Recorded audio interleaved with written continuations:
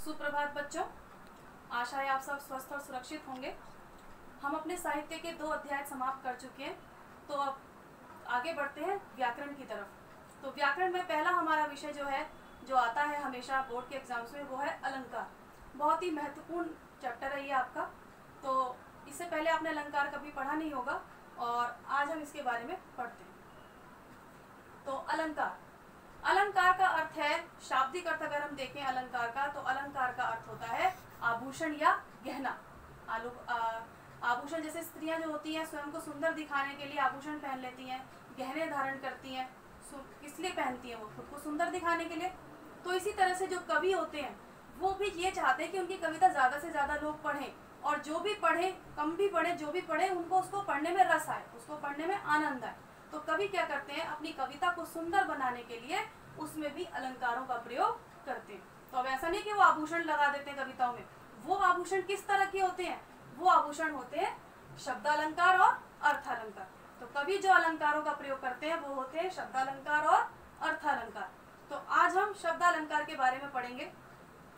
शब्द अलंकार वो होते हैं जिसमें किसी भी पंक्ति में शब्दों के हेर फेर करके कवि क्या करते हैं, शब्दों का हेरफेर करके उनको पुनः पुनः प्रयोग करके, उनको बार बार प्रयोग करके क्या करते हैं, कविता में चमत्कार उत्पन्न करते हैं। चमत्कार उत्पन्न करते हैं का मतलब होता है विशेषता लाने की कोशिश करते हैं, जिससे पढ़ने वाले को उसमें आनंद की अनुभूति हो।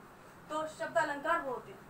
अर्थालंकार वो होते हैं जहां पर कवि किसी विशेष अर्थ के द्वारा कविता में चमत्कार उत्पन्न करता है। वो क्या करता है, इस तरह की पंक्तियां और इस तरह के गहरे अर्थ डालने की कोशिश करता है अपनी कविता में, जिससे पढ़ने वाले को बहुत आनंद की अनुभूति होती है और उनकी कविता में चमत्कार सा उत्पन्न होता है, एक विशेषता आ जाती है। तो उसको कहते हैं अर्थालंकार।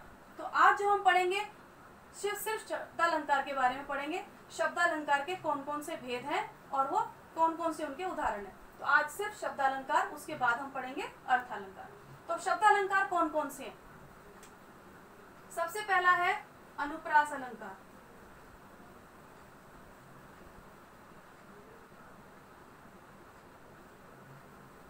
अनुप्रास अलंकार, अक्सर बच्चों की ये शिकायत रहती है कि वो कविता पढ़ते हैं तो उनको अलंकार पहचानने में बहुत ज़्यादा दिक्कत होती है। वो पहचान नहीं पाते कि कौन सा अलंकार है, मिक्स हो जाते हैं दिमाग में। लेकिन आज आपको अलंकार में इस तरह से बताऊंगी और उनके उदाहरण इस तरह से समझाऊंगी आपको कि आपको कभी भी दिक्कत नहीं होगी कि ये अलंकार कौन सा है, पहचानने में कभी दिक्कत नहीं होगी। सबसे पहला है अनुप्रास अलंकार। तो अनुप्रास अलंकार बेटा वो अलंकार है जहाँ पर किसी भी कविता में, किसी भी पंक्ति में एक ही वर्ण की आवृत्ति मीन्स 2 बार 3 बार, आवृत्ति मीन्स रिपीट होना। जब भी कोई वर्ण किसी कविता में, किसी पंक्ति में बार बार रिपीट होगा, बार बार आएगा, तो वहां पर कौन सा अलंकार होगा? अनुप्रास अलंकार होगा। वर्ण तो आप सभी जानते हो कि वर्ण क्या होते हैं। वर्ण होते हैं अ से लेकर अह तक और क से लेकर ज्ञ तक। इनमें से कोई भी वर्ण हो सकता है, क ख ग च म, कोई भी वर्ण हो सकता है। अगर वो एक ही पंक्ति में 2 या 2 से अधिक बार आएगा तो वहां पर अनुप्रास अलंकार ही होगा। उदाहरण देखते हैं।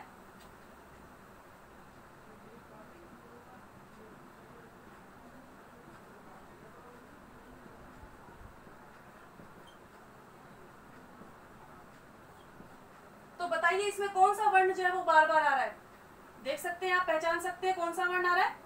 इसमें वर्ण जो आ रहा है बार बार वो है च। चारु चंद्र की चंचल किरणें, एक वर्ण और भी है क, ये 2 बार आ रहा है ना। तो इस पंक्ति को पढ़ने में आनंद सा नहीं आ रहा? चारु चंद्र की चंचल किरणें खेल रही हैं नभथल में, यानी सुंदर चंद्रमा की जो चंचल किरणें हैं वो आकाश में खेल रही हैं, आकाश में छाई हुई। तो इसका मतलब यहाँ पर च वर्ण की बार बार आवृत्ति होने के कारण और क वर्ण की 2 बार आवृत्ति होने के कारण अनुप्रास अलंकार है। अब इसको कैसे लिखेंगे?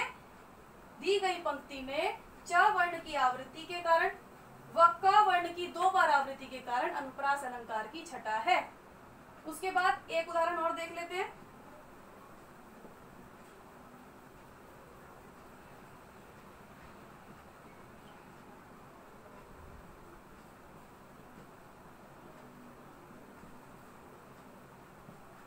तट तमाल तरुवर बहु छाए। तट तमाल, यहाँ पर कौन सा वर्ण है जो बार बार आ रहा है? त। यहाँ पर त वर्ण की आवृत्ति जो है 2 या 2 से अधिक बार हो रही है। तो यहाँ पर भी कौन सा अलंकार है? अनुप्रास अलंकार है। तो आपको समझ आ गया होगा बहुत अच्छे तरीके से कि जब भी किसी पंक्ति में एक ही वर्ण, जैसे इस पंक्ति में च वर्ण और क वर्ण 2 बार आ रहा है और च वर्ण 3 बार आ रहा है, अनुप्रास अलंकार है। ऐसे ही इस पंक्ति में त वर्ण जो है वो 3 बार आ रहा है, यानी 2 से अधिक बार आ रहा है, 2 बार या 2 बार से अधिक बार आ रहा है, तो वहां पर कौन सा अलंकार होगा? अनुप्रास अलंकार होगा। तो उसके बाद दूसरा अलंकार आता है यमक अलंकार। यमक अलंकार, तो बच्चों यमक अलंकार एक बहुत ही अनूठा सा और बहुत ही अच्छा सा अलंकार है। इसको पढ़ने में आपको आनंद आएगा और इसके उदाहरण जब आप समझेंगे तो वो और भी ज्यादा अच्छे लगेंगे आपको। यमक अलंकार है क्या? यमक अलंकार वहां पर होता है बेटा जहां पर एक ही शब्द एक पंक्ति में 2 बार आएगा, लेकिन दोनों बार उसका अर्थ जो होगा वो अलग अलग होगा। जैसे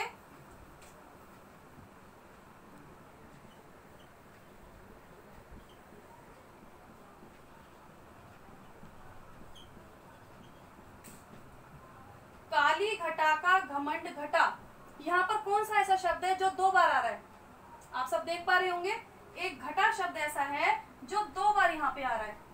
तो पहला घटा शब्द जो है काली घटा, तो यहाँ पर घटा शब्द का अर्थ है काले बादल का। घमंड घटा, घमंड घटा में इस वाले घटा का अर्थ क्या है? घमंड घटा इस वाले घटा का अर्थ है कम हो जाना। तो यानी एक ही शब्द है घटा, यहाँ पे उसका अर्थ अलग है और यहाँ पे उसका अर्थ अलग है। तो जब एक ही शब्द 2 बार आए और दोनों बार वो अपना अलग अलग अर्थ बताए, तो वहां पर कौन सा अलंकार होता है? यमक अलंकार। एक और उदाहरण देखते हैं।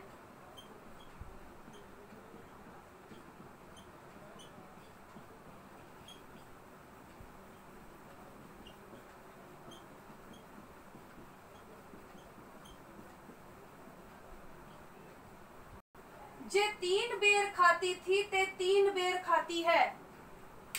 अब यहाँ पर बेर शब्द जो है 2 बार आ रहा है, 2 बार तो ये भी आ रहा है 3-3, लेकिन 3-3 का अर्थ एक ही है ना? दोनों बार 3 का अर्थ एक ही है, तो कोई विशिष्टता नहीं है।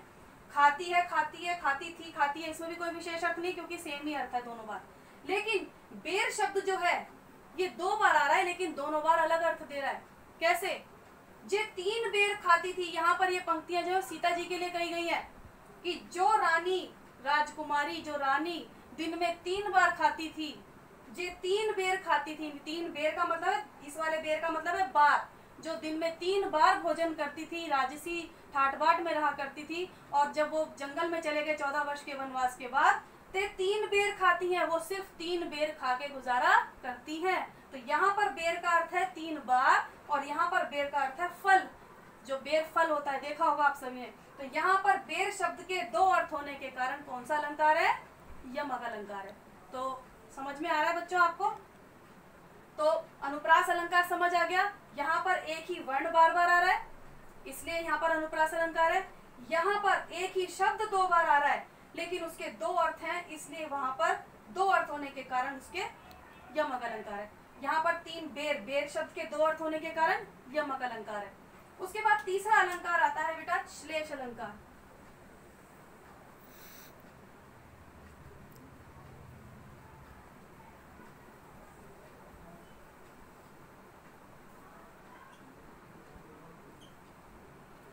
श्लेष, श्लेष का अर्थ होता है जुड़ा हुआ या चिपका हुआ। श्लेष का अर्थ होता है जुड़ा हुआ या चिपका हुआ। कुछ बच्चे यहाँ पर कंफ्यूज हो जाते हैं यमक अलंकार में और श्लेष अलंकार में, क्योंकि ये लगभग थोड़े थोड़े एक दूसरे से मिलते जुलते हैं, लेकिन ये बिल्कुल भी नहीं मिलते जुलते। दोनों बिल्कुल अपने आप में अलग अलग अलंकार हैं। इनकी पहचान करने की बात है, थोड़ा सा इनके उदाहरण जितना आप समझेंगे उतनी जल्दी समझ आएगा। तो श्लेष अलंकार का अर्थ होता है जहां पर एक शब्द एक ही बार आए, लेकिन उसके 2 अर्थ हो। यहाँ पर हमने देखा एक शब्द 2 बार आ रहा है, लेकिन दोनों बार अलग अलग अर्थ है। लेकिन श्लेष अलंकार वो होता है जहां पर शब्द एक ही बार आएगा, लेकिन उसके मीनिंग 2 निकल रहे होते हैं। कई बार कविता हम पढ़ते हैं कोई, तो ऐसा लगता है नहीं इसका मीनिंग तो ये भी हो सकता था, इसका अर्थ तो ये भी हो सकता था। तो यानी एक ही बात के, एक ही शब्द के 2 अर्थ होना, तो वहां होता है श्लेष अलंकार। तो इसका उदाहरण है